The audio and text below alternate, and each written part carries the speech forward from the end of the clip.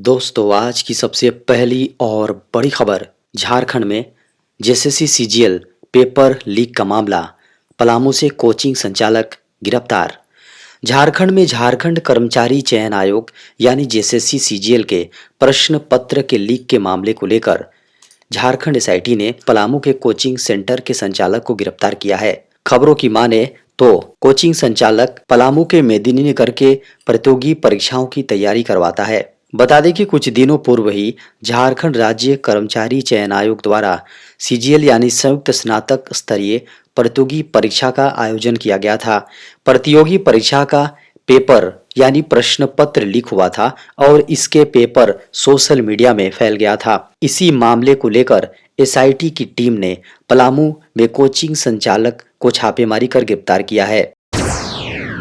झारखंड के मुख्यमंत्री चंपई सोरेन ने कहा, झारखंड के संसाधनों से दूसरे राज्यों ने बिखेरी अपनी चमक।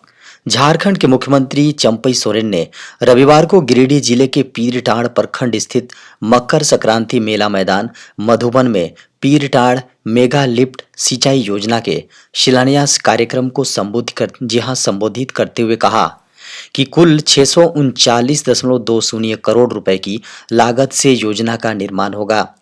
झारखंड के मुख्यमंत्री चंपई सोरेन ने कहा कि उनकी सरकार झारखंड के आदिवासी, मूलवासी, मजदूर, किसान, पिछड़ा, दलित, अल्पसंख्यक समेत सभी वर्ग समुदाय के लोगों को अपने पैरों पर खड़ा करने की दिशा में योजनाबद्ध तरीके से कार्य कर रही है। उन्होंने कहा कि झारखंड खनिज संपदाओं वाला प्रदेश है, लेकिन यहाँ की खनिज संपदाओं का उपयोग झारखंड के लोगों के उत्थान के लिए आज तक नहीं किया जा सका है। उन्होंने कहा कि झारखंड की खनिज संपदाओं का लाभ दूसरे प्रदेश के लोगों ने उठाया है। झारखंड के संसाधनों से दूसरे राज्यों ने अपनी चमक बिखेरी है। भारतीय रेलवे ने निकाली 9,000 से अधिक पदों पर भर्तियां।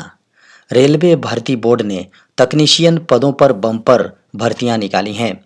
खबरों की माने तो इन पदों के लिए आवेदन प्रक्रिया 9 मार्च 2024 से शुरू हो गई है। इच्छुक अभ्यर्थी 8 अप्रैल 2024 तक रेलवे की आधिकारिक वेबसाइट rrbcdg.gov.in या रेलवे भर्ती बोर्ड की क्षेत्रीय वेबसाइट के माध्यम से आवेदन कर सकते हैं। बता दें कि इस भर्ती प्रक्रिया के जरिए आरआरबी तकनीशियन ग्रेड 1 सिग्नल के 1092 पदों और तकनीशियन ग्रेड 3 के कुल 8092 पदों पर भर्तियां करेगा। तकनीशियन ग्रेड 1 सिग्नल पदों के लिए आवेदन करने वाले अभ्यर्थी के पास किसी भी मान्यता प्राप्त विश्वविद्यालय से भौतिक, कंप्यूटर साइंस, आईटी आदि में बीएससी की डिग्री होनी चाहिए। वहीं तकनीशियन ग्रेड 3 पदों के लिए 10वीं पास के साथ संबंधित ट्रेड में आईटीआई की डिग्री होनी चाहिए।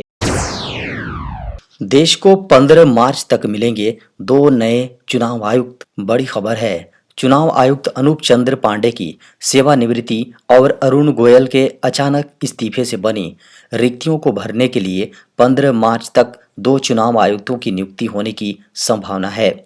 खबरों की माने तो बताया गया है कि चयन समिति सदस्यों की सुविधा के आधार पर 13 या 14 मार्च को बैठक कर सकती हैं और नियुक्तियां 15 मार्च तक होने की संभावना है।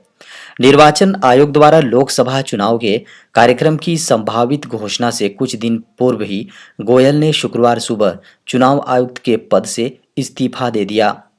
बता दें कि राष्ट्रपति द्रौपदी मुर्मू ने शनिवार को उनका इस्तीफा स्वीकार कर लिया और कानून मंत्रालय ने एक अधिसूचना जारी कर इसकी घोषणा की। इससे मुख्य चुनाव आयुक्त राजीव कुमार चुनाव प्राधिकरण के एकमात्र सदस्य रह गए हैं। झारखंड के 10 जिलों में सिंचाई क्षमता बढ़ाने का हो रहा है काम। झारखंड के कृषि योग्य खेतों तक पानी पहुंचाने के उद्देश्य को लेकर झारखंड सरकार का जल संसाधन विभाग तेजी से काम कर रहा है। खबर है कि विभाग ने उत्तरी छोटा नागपुर, संथाल परगना, कोल्हान और पलामू प्रमंडल के 10 जिलों पर विशेष फोकस किया है। खबरों की माने तो इन जिलों में हजारीबाग, देवघर, साहिबगंज, गोड्डा, गढ़वा, लातेहार, पलामू, दुमका, जामताड़ा, सरायकेला, खरसावां शामिल हैं। इन जिलों में विभाग 11 ऐसी सिंचाई परियोजना पर काम कर रहा है जिसके पूरे होने से इन जिलों के 2,47,166 हेक्टेयर तक कृषि योग्य भूमि को सिंचित कर पाएगा। 12 मार्च को जारी होगा झारखंड सिविल सेवा परीक्षा का एडमिट कार्ड। झारखंड सिविल सेवा परीक्षा देने वाले उम्मीदवार के लिए बड़ी खबर है। जेपीएससी प्री परीक्षा के लिए एडमिट कार्ड 12 मार्च को जारी किए जाएंगे। बता दें कि जेपीएससी द्वारा नोटिस जारी किया जा चुका है कि जो उम्मीदवार इस परीक्षा के लिए तैयारी कर रहे हैं और रजिस्ट्रेशन कर चुके हैं वे ऑफिशियल वेबसाइट पर जाकर नोटिस पढ़ सकते हैं। जारी नोटिस के अनुसार पहले पेपर की परीक्षा सुबह 10 बजे से शुरू की जाएगी, वहीं पेपर 2 की परीक्षा दोपहर 2 बजे से होगी। एडमिट कार्ड जारी होने के बाद उम्मीदवार रजिस्ट्रेशन नंबर के जरिए डाउनलोड कर सकते हैं। बता दें कि परीक्षार्थी को एडमिट कार्ड डाउनलोड करने में किसी तरह की कोई परेशानी आती है तो हेल्पलाइन नंबर भी जारी किया गया है। बता दें कि परीक्षा सेंटर परिसर में मोबाइल फोन या अन्य कोई इलेक्ट्रॉनिक गैजेट रखने की अनुमति नहीं होगी। परीक्षा केंद्र में कम से कम 30 मिनट पहले एग्जाम देने पहुंचे। परीक्षा 17 तारीख को ही होगी। हालांकि कयास लगाए जा रहे हैं कि एग्जाम की तारीख को आगे बढ़ाया जा सकता है, लेकिन फिलहाल ऐसी कोई नोटिस जारी नहीं की गई है। एमबीबीएस करने वाले उम्मीदवारों के लिए बड़ी खबर, नीट यूजी 2024 में शामिल होने का एक और अवसर। एमबीबीएस करने वाले उम्मीदवारों के लिए एक बड़ी खबर है। राष्ट्रीय परीक्षा एजेंसी ने नीट यूजी 2024 के लिए रजिस्ट्रेशन की लास्ट डेट को आगे बढ़ा दिया है। अब एग्जाम में शामिल होने के लिए अभ्यर्थी आधिकारिक वेबसाइट neet.ntaonline.in पर जाकर 16 मार्च 2024 तक आवेदन कर सकते हैं। पहले आवेदन करने की अंतिम तिथि 9 मार्च 2024 थी। इस संबंध में नेशनल टेस्टिंग एजेंसी ने अपनी आधिकारिक वेबसाइट पर नोटिस भी जारी किया है। खबरों की माने तो अब ऐसे में जो इच्छुक अभ्यर्थियों ने एग्जाम में शामिल होने के लिए रजिस्ट्रेशन नहीं करा पाए हैं वे निर्धारित नई लास्ट डेट या उससे पहले तक पंजीकरण कर सकते हैं। एनटीए ने आवेदन जमा करने के दौरान नीट उम्मीदवारों के सामने आने वाली आधार संबंधी समस्याओं के संबंध में एक महत्वपूर्ण सूचना भी जारी की है। रजिस्ट्रेशन फॉर्म भरने में आ रही समस्या के समाधान के लिए राष्ट्रीय परीक्षा एजेंसी ने हेल्पलाइन नंबर भी जारी किया है।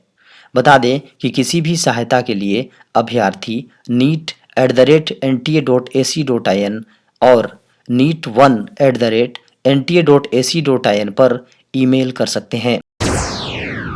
इस दिन हो सकता है लोकसभा चुनाव की तारीखों का ऐलान।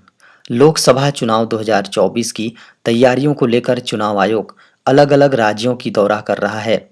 इस बीच चुनाव आयोग के अधिकारी सोमवार से बुधवार तक जम्मू कश्मीर का दौरा करेंगे। इस दौरान चुनाव आयोग के अधिकारी इस बात का भी आकलन करेंगे कि केंद्र शासित प्रदेश में कब चुनाव हो सकता है। खबरों की माने तो सुप्रीम कोर्ट की ओर से जम्मू कश्मीर में सितंबर तक विधानसभा का चुनाव कराने के निर्देश के बाद चुनाव आयोग यहां का दौरा कर रहा है। उस समय केंद्र सरकार ने पैनल से यह आकलन करने के लिए कहा था कि क्या जम्मू कश्मीर में विधानसभा चुनाव और लोकसभा चुनाव साथ कराए जा सकते हैं।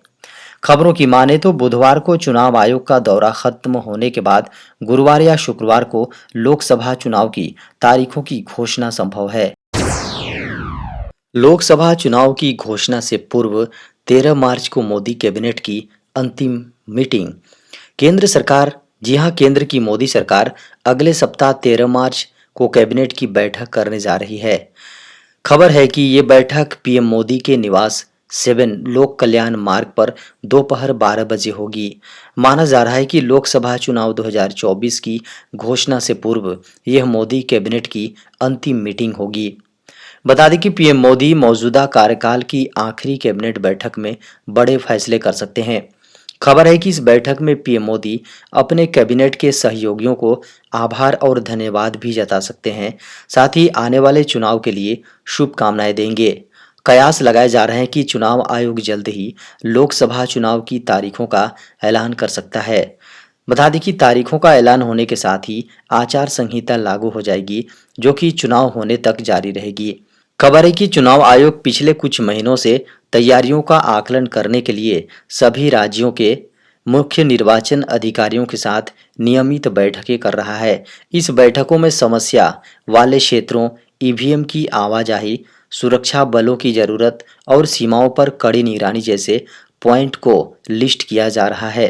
प्रधानमंत्री नरेंद्र मोदी ने मंत्रिपरिषद की बैठक के दौरान कहा था कि इस साल जून में जो बजट पेश होगा उसमें विकसित भारत की झलक दिखनी चाहिए।